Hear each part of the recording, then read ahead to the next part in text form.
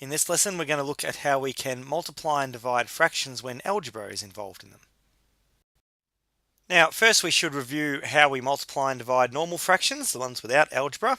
So I'm going to multiply these two fractions together, and really I'm just going to end up timesing the tops together and the bottoms together. But before I do that, I'm going to try and simplify as much as possible. So I'm looking for something that goes into a number on the top and a number on the bottom. And so, for example, I could look at 3 and 21 here. See, 3 goes into 3 and it also goes into 21. Now remember, you don't have to go diagonally. I could actually go downwards here because 3 goes into 15 and 21 as well. But this time I've chosen to go diagonally. Just be aware you don't have to though. So 3 goes into 3 once, and it goes into 21 7 times. So I've now simplified those. Does anything go into 10 and 15? Yes, it does. 5 goes into 10 and 15. So 5 goes into 10 twice, and it goes into 15 3 times. Now, does anything go into 3 and 7? Nope. Does anything go into 3 and 2? Nope. So that's all I can do. Now I just have to do the multiplication. 1 times 3 is 3, 2 times 7 is 14, and so I get my answer there. Now, if I am dividing, remember we don't divide when we're doing fractions, we just flip the second fraction and that turns it into a multiplication. And from there, I just proceed to do my normal multiplication stuff to that, just like I did in the first question. It's also good to remember how we multiply and divide algebraic terms, because that will come up. So if I have 3m times 4p, then I multiply the numbers together, so that's 12, and I just put the letters together, so that would be 12mp. Remember, when you put the letters down, they generally go in alphabetical order. The next one, this time we've got 2k times 7k, so again I times the numbers normally, so that's just 14. When I do the k's, there's two of them there, there's a k there and a k there, and so remember I use my index numbers there to indicate that there were two k's in the question. Now when it comes to division, that's usually written as a divide like this, and I can start by simplifying the numbers just like in a normal fraction. And so does anything go into 20 and 22? And it does. 2 goes into both of them, so I can cross out the 20, that becomes 10, because 10 2's go into 20, and 11 2's go into 22, so we'll do that.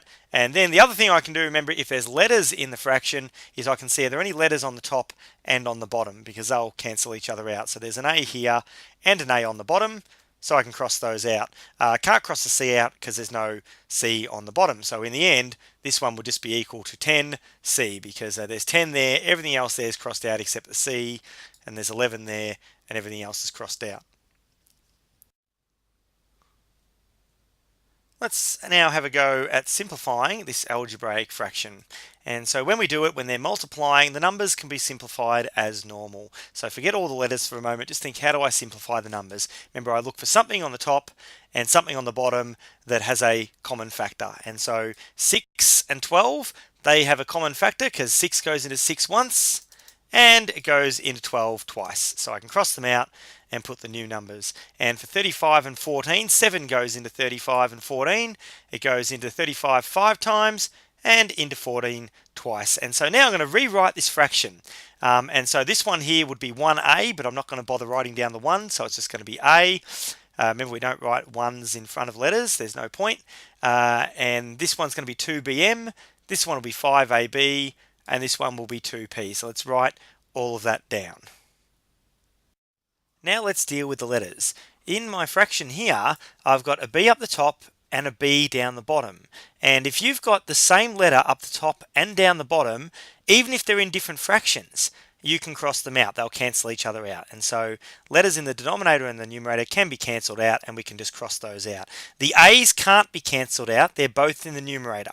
One must be on top, one must be on the bottom. And of course, a p can't cancel out an a because they're different letters. So I've done all the cancelling I can there. So my next step is I can multiply the numerators and the denominators as normal. So I do a times 5a, which is 5a squared, and I do 2m times by 2p, which is going to be 4mp. So whatever's left over after I've done my cancelling out, I just multiply everything together. And of course, this is 5a squared because there was a there and a there. Now, when it comes to dividing algebraic fractions, it works exactly the same as normal fractions. And so if this was my algebraic fraction, I'm not going to divide at all. I'm simply going to change it to a times by flipping this second fraction upside down. And so when dividing, just do exactly what you'd normally do with fractions. Flip the second fraction, change it to a times, and now just treat it like a normal times question. So let's take a look through some examples. This is the first one. We're going to multiply these together. The very first thing I'm going to do is I'm going to write the question down exactly as it stands.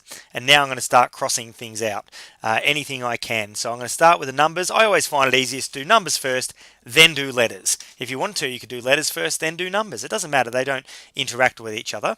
And so I noticed that the 25 and the 10 has got a common factor of 5. 5 goes into both 10 and 25. So it goes into 25 5 times, and it goes into 10 twice.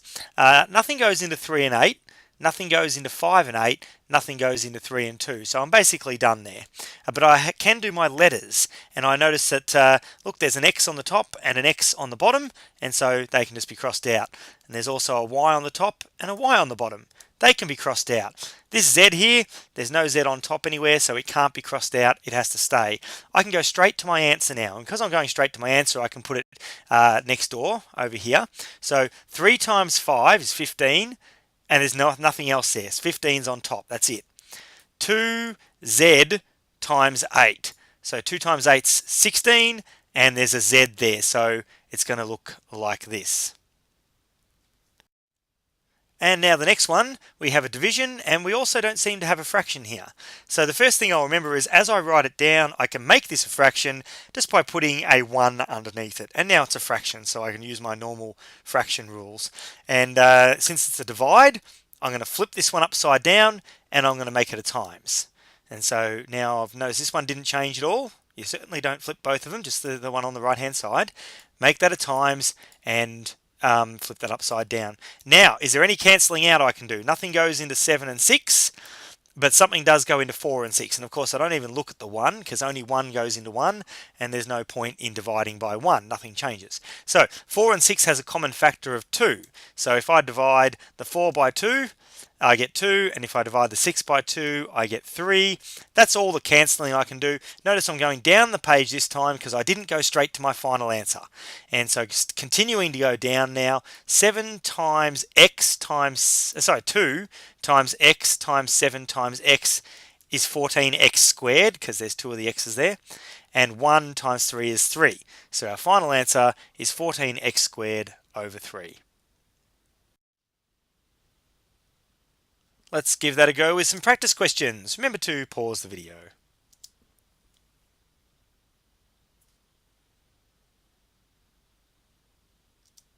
And there's our solutions with the working as you should be showing. So in the first one, I started by writing down the question before the crossing out. That's what I did. I wrote down the question, and then I looked for things I could simplify. I started with numbers, and I noted that 4 goes into 4 once, and it goes into 8 twice, and so that's that one. And I also noticed that 5 and 9, they've got a common factor of 3, so I can divide them both by 3. So 9 divided by 3 is 3, 15 divided by 3 is 5. So I did all my numbers. And then I noticed there's a y on the top and a y on the bottom, so I crossed them out as well. This x I couldn't touch because there's no x on top. And then I just multiplied everything together. So 1 times 5 is all that's left on the top, and 3 times x times 2, and that's where my 6x came from on the bottom. In the second one, it's a divide, so I started by writing it down, and since I wasn't going to my final answer, underneath I wrote down it as a times, which meant flipping this one upside down. And after I'd done that, I did my cancelling down. I did my cancelling down with the 6 because 3 goes into 6 and 9, so it goes into 6 twice, into 9 3 times. Couldn't cancel down the 8 and the 5, can't cancel down the 8 and the 3, or the 2 and the 5, or the 2 and the 3, or any other numbers, but I could cross out an x on the top and an x on the bottom. So then I just multiplied everything that was left, just like the first practice question. So 2 times 8 is 16y, 5 times 3 is 15, and that's it. So 16y over 15 is the final answer. Here's some more practice questions if you need another go. Remember to pause the video.